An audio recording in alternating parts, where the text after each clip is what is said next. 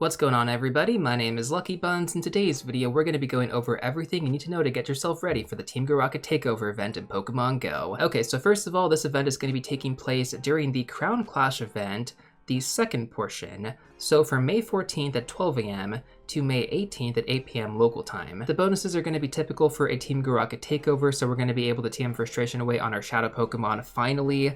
The last event that we had for this was back in January, so it has been long overdue. Hopefully some of you guys have stockpiled a decent amount of Shadow Pokemon, and you have your charge TMs ready to go.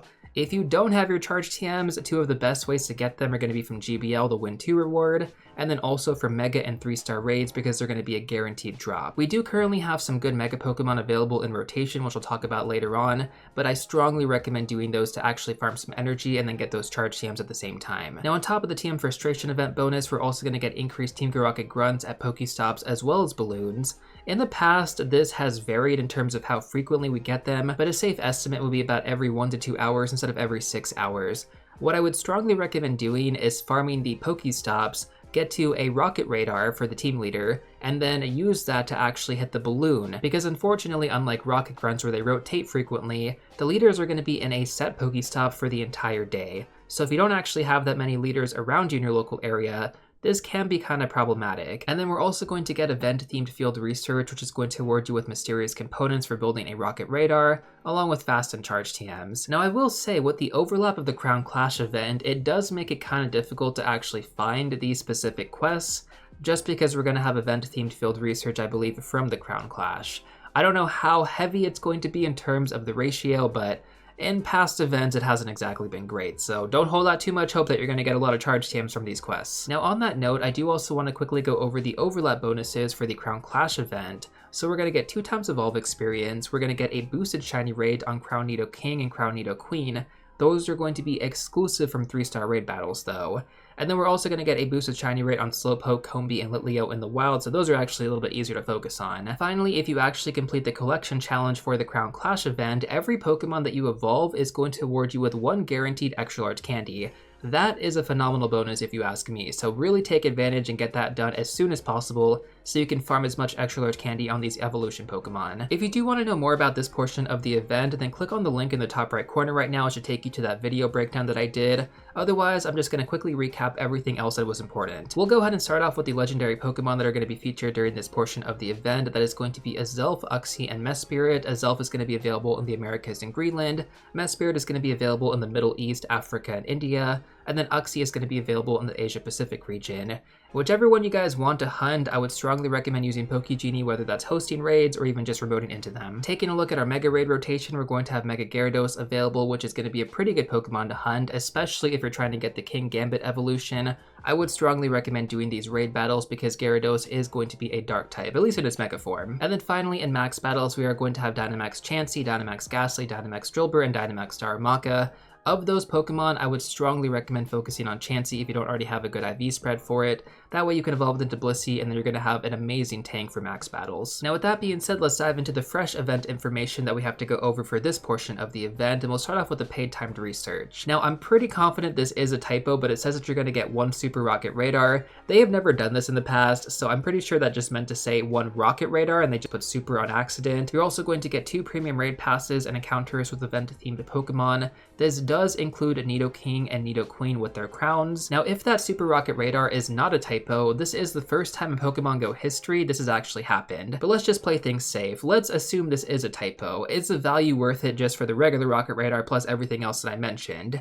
I think the value more or less works itself out. Like Nidoking and Nidoqueen are both going to be raid locked Pokemon, so kind of just think of those as 2 extra raid passes. And then if we actually combine the 2 raid passes plus the Rocket Radar, overall the value itself comes out to about $5. So yeah, you pretty much get what you're paying for here. Next up, let's quickly talk about Larvitar and Pawniard being moved from 12-kilometer eggs to the 10-kilometer egg pool.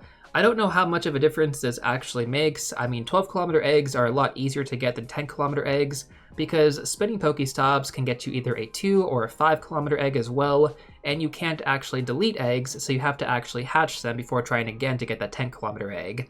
Not exactly a big fan of this change, but At the end of the day, it is what it is. 12-kilometer eggs are guaranteed after you beat the team leader, and you have a free open egg spot. Okay, next up, let's talk about the new Shadow Pokemon. We're going to have 4 new options here: Slakoth, Inkay, Tyrunt, and Amora. Slakoth, when evolved into Vigoroth, did have relevance in the Open Great League, and so in its Shadow form, just given the counter nerf, I still don't think this Pokemon is going to be as good, but definitely something you want to pay attention to. Look for the Great League IV spread, that's what I'm saying here. Now for Inkay, when you evolve this into Malamar, this Pokemon ranks in the top 25 for both the Open Great League as well as the Open Ultra League. This is definitely going to be a top hunt moving forward, I think, for anybody interested in PvP. So overall, when it comes down to Tyrantrum, I think it's going to be a great addition to the Rock-type meta. I mean, you have Rhyperior, you have Gigalith, both in their Shadow forms, but Meteor Beam is a legacy moveset on Gigalith, and Rock Wrecker is going to be a legacy moveset on Rhyperior.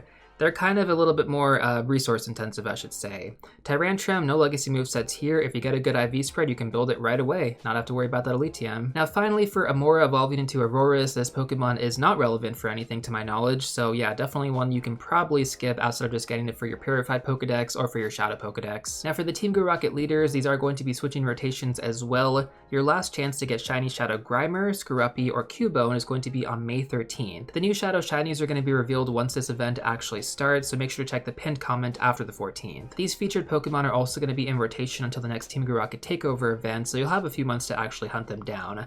Fingers crossed they're actually good this time. I was not too happy with the last rotation. Now ideally during this event, I would strongly recommend TMing Frustration away on all of your Shadow Pokemon, but of course that's probably not super realistic given how many charge TMs you might need for that. So the next best option would be to check out this video right here. This takes into consideration most of the recent Pokemon that have been featured in Rocket Battles, and specifically ones that you may have caught during the past few rotations. If you feel like this video needs an update, let me know in the comment section down below. I typically like to update this every couple rotations, just because most of the time it is pretty relevant for a while, but then after we get some major GBL changes, that kind of messes everything up. Next up, let's talk about these Shadow Raids. So this is going to be pretty exciting right here. At least I think it's exciting. In 1-star Shadow Raids, we're going to have Magnemite, Murkrow, Cyndaquil, and Spoink. Spoink is going to be the only one that is pretty much useless here. As far as the other ones go, we have Magnemite, which evolves into Magnezone, relevant in the Open Ultra League, also in the Raid/Gym meta as an Electric-type attacker. You can combine these two, by the way, so you can use a Shadow Magnezone for your Raid/Gym meta Pokemon as well as your Ultra League option. Personally speaking, I think that's going to be the best way to take advantage of this Pokemon. Build an Ultra League variant, use that as a temporary Electric-type option, and then when you get better stuff later on, you can always replace it. Next up, we have Murkrow, which evolves into Honchkrow, relevant in the Raid/Gym meta as a Flying-type attacker. Might be tougher to get a good IV spread during this event for this guy, but definitely something you might want to consider. And then finally, we have Cyndaquil, which evolves into Typhlosion. You do want to ideally have the Legacy Charge move Blast Burn, so that is going to require an Elite TM. Not exactly something most people would want to do for Typhlosion, but in terms of its meta relevance, it's going to be in the top 200 for the Open Great League and the top 150 for the Open Ultra League. Not super meta relevant if I'm being honest here, but if you decide to build one for the Open Ultra League, you can use that as a Fire type in the Raid/Gym meta as well. So dual functionality on Magnezone as well as Typhlosion. Honchkrow is kind of a standalone, just if you want to build it you can. But here's the kicker, right? According to the blog post, there is going to be a wider IV variance for Pokemon caught in 1- and 3-star Shadow Raids. Normally the IV floor is going to be 666, but this implies that they might actually have a 000 IV floor instead. Now overall, this can be seen as a good thing, but also a bad thing.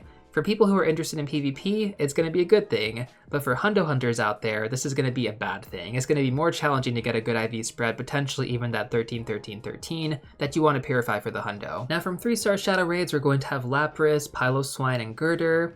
Those 3 Pokemon all have meta relevance in some way or another. So for Lapras, this is going to be in the top 25 for the Open Great League, and it's going to be number 4 in the Open Ultra League. Also, take advantage of this time to farm candy for your G-Max Lapras. Now for Piloswine, this has relevance in the Open Great League in the top 200, so not like super good, but it's definitely somewhat up there. And then for Piloswine evolving into Mamoswine, this will have relevance in the Open Master League in the top 75, also in the Master League Premier Cup, and it's going to be a top Ice-type attacker and a top Ground-type attacker. I actually have the Shadow Hundo Mamoswine. I got so lucky getting this, and of course it's maxed, but this guy has been phenomenal for so many different reasons. If you happen to get a good IV spread, I strongly recommend building it. And then finally we have Girder, which evolves into Conkeldurr as a fighting type, a really good fighting type right now. And, you know, in the past, getting Shadow Timber from the Rocket Grunts has proved to be quite challenging. The fact that you can now get it guaranteed from these raid battles, I think is going to be a huge appeal to a lot of players. So overall in 3-star raids, you definitely have a lot better options, I think, compared to the 1-star raids. I think in 1-star raids, the best option, in my opinion, is going to be Magnezone, hunting for that potential Shadow Shiny and then getting a good Ultra League spread as well. Next up, we're going to talk about the Shadow Legendary Pokemon that are going to be featured during this event, both in raid battle formats. The first one is going to be Shadow Regirock. This is going to appear over the weekend, except from 2 to 5 p.m. on Saturday, because we're going to have Shadow Regigigas featured as a special raid day Pokemon. We'll talk about that in a second.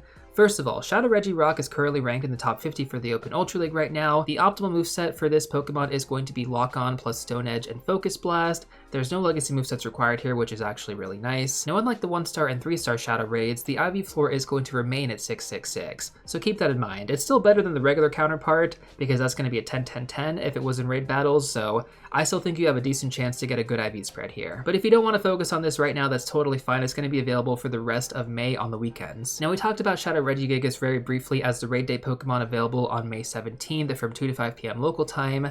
Now, I really wish this was Shadow Mewtwo instead, but I'm not exactly upset that it's going to be Shadow Regigigas. So first of all, let's go over the event bonuses. We're going to get 5 additional free orange passes. You're going to get the remote raid pass limit increased from 5 to 20. Also, you can remote raid these, which has almost never been done in the past. We only had this one other time, and that was for Shadow Registeel, I want to say. So take advantage of this opportunity, because Shadow raids being remotable almost never happens, guys. We're also going to get a boosted shiny rate of 1 out of 10, so fantastic, and we're going to get an increased IV floor, most likely 777, which was the increase that we got during Shadow Ho-Oh raid day, and then we're going to get a free timed research, which is going to award you 10,000 Stardust if you actually complete it. There's also going to be a $5 event ticket like most raid days, which is going to get you 8 additional orange raid passes, an increased chance to get Rare Candy XL, 1.5 times raid experience, and 2 times raid Stardust. So if you want to focus on this and try to get the potential Shundo or even a Hundo, I would definitely get that event ticket. But now we have to ask ourselves, how good is Shadow Regigigas? Well, at best, I think it's a fun generalist attacker to have for raid battles. You're mainly going to be utilizing Hidden Power Dragon or Hidden Power Ghost, which is going to be a set Hidden Power. If you don't actually get that specific typing on Hidden Power, you cannot reroll to get it. Now, of course, depending on your goals, you might not want to use Shadow Regigigas as a generalist attacker for the raid/gym meta, but you might want to hunt for that Purifiable Hundo with the increased IV floor. During the Shadow Ho-Oh raid day, out of the raids that I actually did, I got 3 that were purifiable for the Hundo. I only purified 1 because there was no point to do the others, but I just want to let you guys know, like, the chances of getting a purifiable Hundo for your collection are pretty damn high. Overall, I'm definitely excited for Shadow Regigigas raid day, even though most people probably aren't. I get that it's a total letdown, right? Like, Shadow Mewtwo would have been really nice to have. Shadow Regigigas, I mean, I guess it kind of concludes the Regi trio, and hopefully we get a new rotation after Regirock is over. Unlike the Shadow Legendary Beast, when we got 3 rotations, I'm hoping the Regi trio stops at 2. But we'll have to wait and see, guys. Let me know your own thoughts in the comment section down below how you feel about this raid day. Now, for the final portion of this video, we need to go over the most important Pokemon, the special research, the Super Rocket Radar, which is going to get you a Shadow Dialga.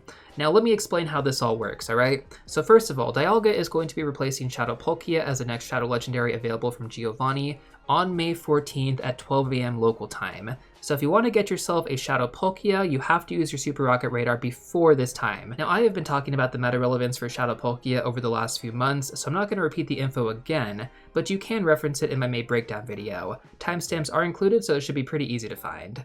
Anyways, let's talk about Shadow Dialga and its relevance. So as a Dragon-type attacker in raids, it's going to rank under Shadow Palkia, Palkia Origin Form, and Shadow Salamence. It's basically on par with Black Kyurem, Shadow Garchomp, Shadow Dragonite, and Dialga Origin Form. All of these Pokemon, by the way, are fantastic options as Dragon-type attackers.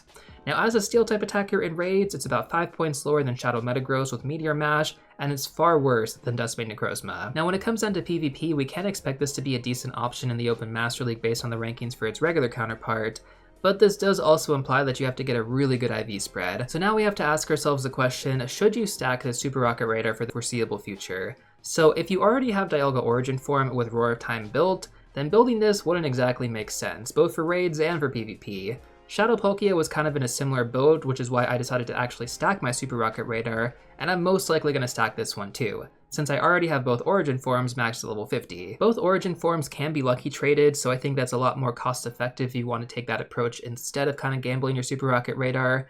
But if you are someone who doesn't have that many good dragon type attackers in your lineup, you might want to consider this. Same thing with the steel types if you're missing both Shadow Metagross and Duskmane Necrozma. Shadow Dialga is the third best, so it's still quite good compared to everything else. Now if you guys need a quick refresher on stacking your Super Rocket Radar, or if you want to know what are the best Shadow Pokemon to power up, then check out these videos next.